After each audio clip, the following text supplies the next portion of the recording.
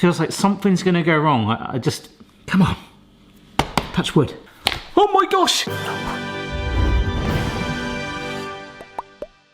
Hello everybody, it's Barry here. Hope you are well. I am well. Welcome to my kitchen, wherever you are in the world. Today, we're attempting an American bake called an angel food cake. Now, in the UK, we have something called an angel cake, which my nan used to buy and bake, bless her, which is actually a 3-coloured tier cake with cream in, which is actually quite a nice, densey, spongy thing. It's absolute, to be fair, I haven't done one of those. I might. Blooming gorgeous. This is angel food cake tin. It arrived the other day and it's a removable, detachable thing, a hollow tube, a little bit like a bundt tin, but with a smoother edge. It's detachable in the middle as well. Sometimes this bit, this chimney actually, it's really good because you get a crust around the inside of it. Sometimes that goes as high as these prongs, which hopefully, I've never used this before, we'll come on to later. It's pristine white on the inside with a chewy light brown crumb around the exterior. What it lacks in butter makes up for in texture. This tall, tender and timeless cake has a cloud-like crumb and ultra-light flavour. But there are some epic fails I've seen on this because the batter we make is so runny effectively, it can seep out of the sides. That could happen. If that happens, we'll just be making another one tomorrow, but I've kind of got high hopes for it. Got to have high hopes. I have. Is this face confident? So let's get going. Fingers crossed this will work and we should have a stonking food cake, angel food cake. Oh, by the end. Let's go. Now apparently with an angel food cake you do not grease the tin because that would encourage even more movement and perhaps damage it. Don't worry about greasing your tin. I'm not going to preheat my oven just yet because this first couple of steps gets a bit whizzy. Let's get busy. Oh my gosh. Now this is granulated sugar. It's quite coarse. It's like the same texture as salt. But what we do is we whiz it up in a food processor. I'm going to do this in small batches, probably in thirds. Oh wow. Do you know what that looks like to me now, the texture? That looks more like sweetener. That's not quite icing sugar, but it's, yeah, that's really cool. We've got to keep doing that to the rest of it. Which I've just done. It's a fair bit of prep in this recipe. That's the first bit done, but we need about half of this still to go back in there and mix together with our flour and salt to aerate that as well. It's all about air. Yeah. Feels like something's gonna go wrong. I just, come on. Touch wood. It's gonna work. Some of the whizzed up sugar's been divided up. The rest is in here. Now, this gets combined with salt. Just a pinch. This is an American recipe and it's calling for cake flour. Now cake flour in the UK, what we call cake flour, has a raising agent. So it's like self-raising flour, which I think is what Americans call baking powder. Apparently standard plain flour, which I've got there, is fine. But if you add it with a little bit of cornstarch, that helps to almost replicate the American version of cake flour. Got it? I feel like I'm making a pina colada or something. Ooh, consistent colour. Oh my gosh! Right, all that weighing out we did. All right, we'll be fine, we'll be fine. As you know, for the whole point of my channel, right from video number 1, I don't ever test my recipes. My whole point is like you try something for the first time, like what you would do, and then you can return and improve it. I don't do that on camera, but I do repeat many recipes at home here, and you guys can then nail it based off of some of my mistakes. That is the whole point. Now, some more prep. The excellent step of separating 12 egg yolks and egg whites. Now we can reuse the egg yolks for custards and things like that, but they are in the fridge, the eggs, because I find that they separate easier, but then it's better for whisking the whites if you let them stand at room temperature. So I probably should have done that first. Yeah. Past the yolk, which just feels so much stronger once it's chilled. I'm not sure why. Apparently you don't want any single trace of yolk in this, so don't get too cheeky with it. As I put the last egg yolk in, I did manage to splatter some egg white on me, bizarrely, so I'll have to just leave that there for the time being. You're probably likely to get a couple of little teeny traces of eggshell in there. So if you want to get it out, there's a teeny bit here. Look, I've just fished it, not sure you can see that little speck there. Just fish that out with another bit of shell, and that's pretty much it. That's a lot of egg white though, isn't it? Oh my gosh. So yes, these are egg whites. Now slightly more at room temperature. Whilst I've given that the time to do that, I've been weighing out some cream of tartar.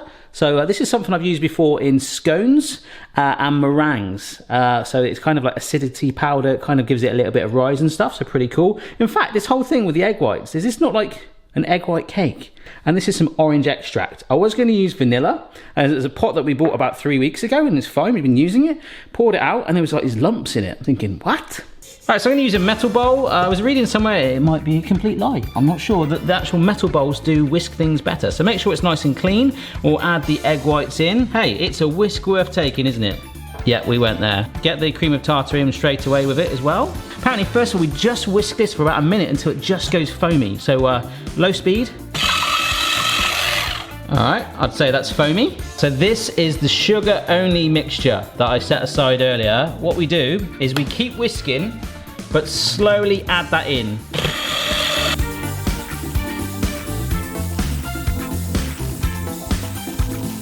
Okay, that's the last batch added, and we keep whisking it now until soft tin peaks appear. To give you some context, soft peaks are kind of ones that go up and then they kind of like eventually go and fall back in, almost like merge again with the mix. Stiff peaks are kind of like, bah. When they're like that, apparently if we have stiff peaks for this, it's going to affect the texture and you have a rough, tough angel food cake. Kind of be a devil's food. Ooh, I love devil cake. I love chocolate cake. All right, we're quite close to the end now of adding the flour, then sticking it in this thing. So 140 fan, 160 C normal, non-fan, or 325 Fahrenheit. Okay, right, now we add the flour, and just to make sure, I know we already whizzed it up. Oh, no we don't. I've forgotten something. This is the extract, but you just want to mingle it very quickly like that. Now we can potentially kill all of that progress we've made now. So I've got that floury, well, bodged homemade floury mixture from before, and we're going to do this in perhaps quarters again and just gently fold it through, sort of cut through the main batter we formed and just lift it in until it's just dissolved in there. It's so fine. Putting it through that sieve again, look, I've done that like 5 folds and that's still there, and we're still keeping that shape. I think is the key word. I imagine that's critical in not tampering with this too much. Try to fold it as less as possible. A bit like making your bed. I just really want to make sure that this is super fine. It's almost absorbing into the mixture, and you can, just with each fold like that, you can feel it slightly thickening. But it is a very foamy like batter. I don't think, because one of the problems I've been seeing is a lot of people have been like making this batter and it's seeped through their tin. I think that's quite rigid, you know. I think we're going to be all right with that. It's just everything else. Just don't go crazy and overfold it. You're going to ruin all of that progress that you've made. And I might already have done that. I'm scraping the sides and then coming up from the middle. There you go. See these little pockets of flour? You think you've got them. We want that in there, otherwise it's not going to give it that support and strength and structure. There you go. Oh wow, that is really fun. And I can't see any traces of flour yet. You can see it is starting to settle a little bit, but you do need to apparently level it on the top before going in the oven. And I love the fact that they're calling this the chimney in the middle. But as it goes in the oven, that hot air is going to pass through just like a bundt tin. So we're going to get, you know, you get that browned crust on the side.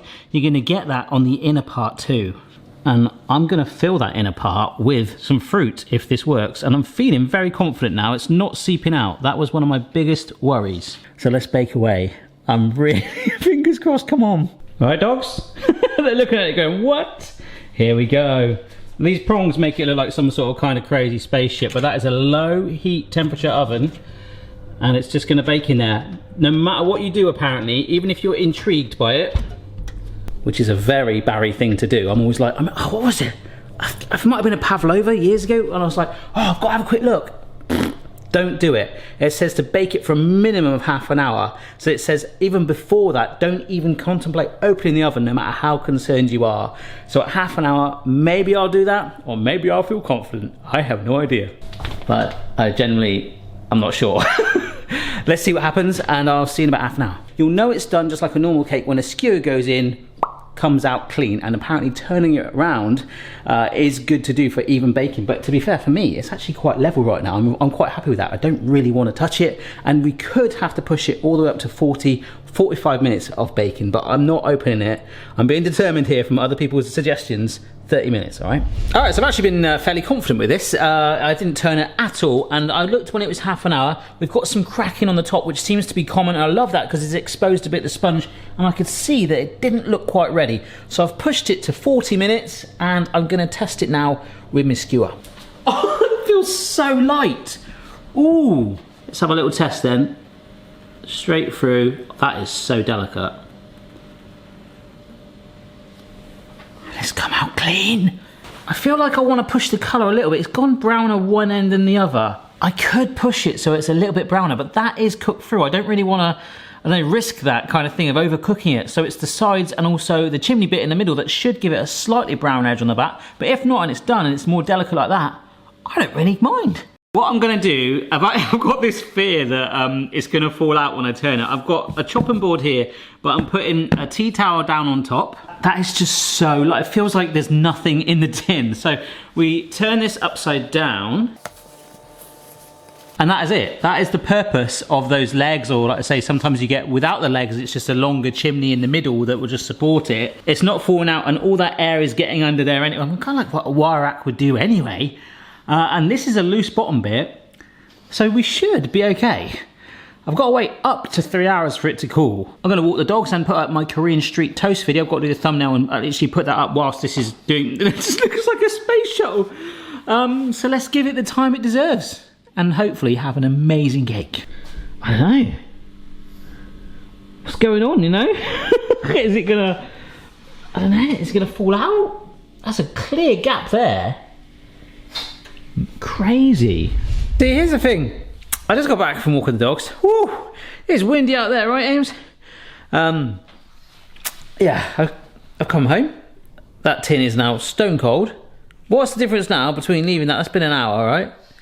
I've got to leave it for another 2 hours, ideally. What is the difference? I'll do it. All right, folks, it's actually been 3 hours and 15 minutes. I'm just finishing off putting up the Korean street toast. Oh my gosh, I forgot there was a scene when I bit into it and Mrs. B, and the butter just oozes. Oh my gosh. Well, this is stone cold. I've got my little cake stand thing for it to go on, but we're going to just try and help it out the sides. I have no idea what's going on underneath there, so let's have a jolly good old look. Oh, it still feels so light. Oh my gosh. What the heck's happened there? Oh, that's weird. Look, my actual skin of it has stayed on the pan. Oh dear. That looks like it's closed so much that I might not be able to get that part off. Oh dear. We might have a problem. We might have a problem here, folks. Oh dear. Yes. Well, I'm just going to try and... It's coming off the edge quite nicely, but what I'm trying to do is just create a little lip all the way around that I can then run my knife further down into. It was all going so well. All right, so we've released that now. The only problem is I'm a bit worried about the chimney. That's kind of fallen away completely, but I guess in a way it's kind of like done that thing for me. I don't have to run a knife down it. But this is the weird thing. I'm gonna have to line this up on here. It doesn't even fit. Oh, it wedges in nicely. Oh, yes. Just a chopping board if you haven't got a Barry Lewis cake stand, which I will be getting more of these soon. Right, you see the legs are still there. Oh my gosh, what's going on? I can take this off. Okay, that's cool. Okay. Okay. Look at this, look at this, it's nuts. I think this is gonna drop in a minute. Yeah, it's gonna drop. I feel like I want to support it.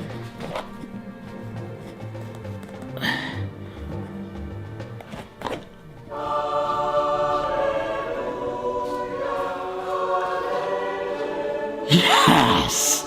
Oh wow, you've got the worst side. Look at that, that looks way better. What's going on? That's where I put my knife in. It's got these annoying notches on the inside from where the legs are bolted on. That's the bit you saw, don't worry about that. Oh, that is so light. Yes! Just sieving on some standard icing sugar. This isn't stuff I've whizzed up. Although if you had some left, I guess you could. And I just like that consistent finish that has given that. I really like that. Yeah, definitely do this. All right, and you don't have to do this, but I've got some blueberries. I'm filling that up in there in the middle. Some strawberry slices as well. What? It looks like a fairly simple looking cake, but really push. I hope it tastes good. Please taste good. Oh, so happy with that. So happy. Whee! Something so picturesque, and then you can make a noise like this. We're looking for softness, okay? We're just gonna go straight to the middle there. Oh no! They did say to use a serrated knife because it can squish it. That's okay, I didn't do it much. Oh, serrated knife is working a dream, to be fair though. It's pushing the filling away. Are you ready for this? Oh, look at that, it's a beast of a cake. Oh, you beauty, and nothing fell out. It's got to be done. Huh? You like that? But I've loved this video. I've learnt quite a bit, so hopefully you have as well. We've learnt about the cake tin and the theory of it, and maybe you've learnt some other tips of how to maybe get it out even safer than I did. Let's push this right through, look. Oh my gosh, that is like a cloud. I've got to take it with nothing in it.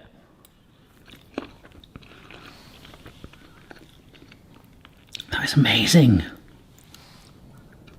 Oh, it melts in the mouth. Which means there's no calories. You know, I'm not cannibal, I'm not eating an actual angel, but like, it's just so, it's like, they should call it cloud cake. It's delicate, it's tender, and the crust, which I just got there, adds a sort of a more caramelized depth to it. It's more chewy, there's a nice slightly toughness to it, which makes you really appreciate the soft center. That is phenomenal. Just a hint of the extract in there as well. I feel like I could probably have pushed that more, but for what it is, a simple sponge cake drenched with any coating you want. That is amazing. Two things I want to say right now. When I am editing this and I watch that back, I'm like, I have to go eat some more of it. It's so, so good. The other thing, I had the idea with the yolks that you had left over, you can make a lemon curd. So you could use lemon extract, make a slightly lemon infused sponge, and then lace it with lemon curd with those egg yolks. Oh my gosh. I loved it. But there we go then, folks. That is my first ever attempt, just like all my other recipes here on the channel, of making angel food cake. I probably will do an angel cake and homemade extract based on the lumps I found in it earlier very, very soon. So if you do try this recipe, send me a photo on your social media of choice. I love to see that. Don't forget to subscribe if you have not already, and make sure your notifications are turned on. And I will jolly well see you next time once I've consumed all of this cake. Ciao for now. Check your level, player. No matter what your style, the kitchen's for me. Simon's moustache, goatee, maybe all three. Oh, for reference, this is what a bundt tin is, okay? So it's kind of similar in shape. There you go, I just wanted to show you that. I just didn't want it to have like that thing like it's been in a jelly mold. That sort of roundedness to it. I like the nice sort of straight edges that we got. Cool. I mean, both would work. Or sometimes people put like jam jars in and bake it around it. I wouldn't do that. I think if you like it, get a tin. It'd be worth it. One word, how it tastes. Fluffy. Heaven.